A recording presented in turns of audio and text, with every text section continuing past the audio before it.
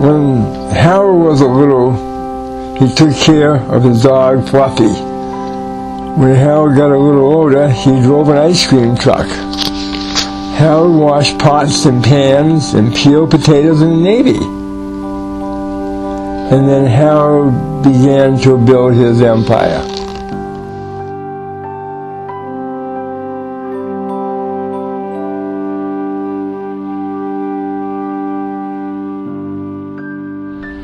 Well, I started off at a very humble beginning. I was brought up in a small town called Auburndale, which is one of the villages of Newton.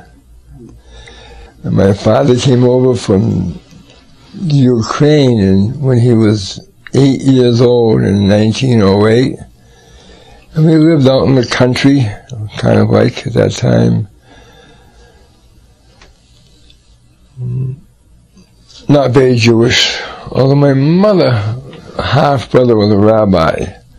But we were not Jewish. We were Jewish, but not very religious. My father was not religious. Somehow I knew if I ever made any money, I was going to give it away Jewishly. I always knew that. There was never a qualm about that in my life. When Harold and I were both poor guys, we were both ice cream peddlers. That's how we started. I came to Springfield as an ice cream peddler in 1949. And by 1952 or 53, I think Harold came to Springfield. And by that time, I was already in the peddling business with more than one truck. I probably had maybe 30 trucks peddling ice cream. Harold came to Springfield selling paper goods. I guess I was born with an entrepreneurial gene because I've done extremely well in business and continue to do well today in business. I like business very much. A number of years ago,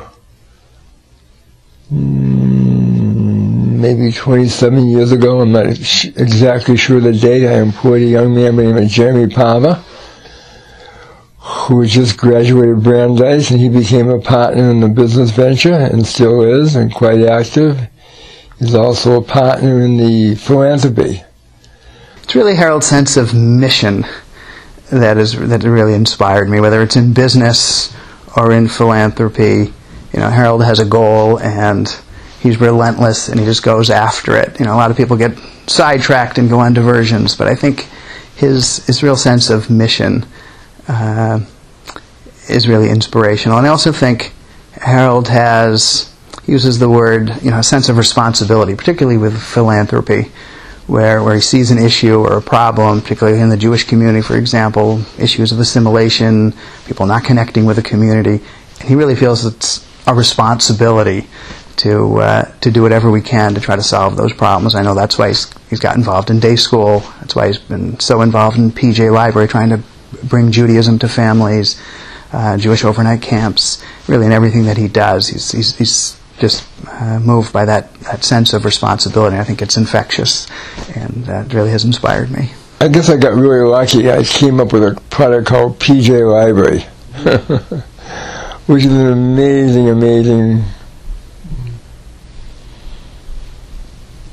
way to give back to the Jewish people I'm so fond of. When we wanted to bring PJ Library to Israel, which we now call Sifriyat Pajama, so this was really an exploratory trip to meet with publishers, educators, lawyers, accountants, to try to just assess what the need was and how we were going to go about doing this project. And the truth was, everybody we met in Israel told us, this program won't work in Israel. We don't need the books. Israelis, we're the people of the book. Israelis don't need books. The Jewish values. Everybody in Israel knows the holidays. They know Jewish values. So we don't need the books. And literally, that was from everyone we met, the bus drivers, the cab drivers, the waiters and waitresses, we would ask everyone what they thought of the program, and everyone said, no, we don't need it. Thank you very much for your interest, but we don't need it. So we, at the end of the trip, all got together, and we had to decide whether we're going to move forward or not, and Harold just announced, yes, of course we're going to move forward, despite everything that everyone had said and some of the things that we had heard.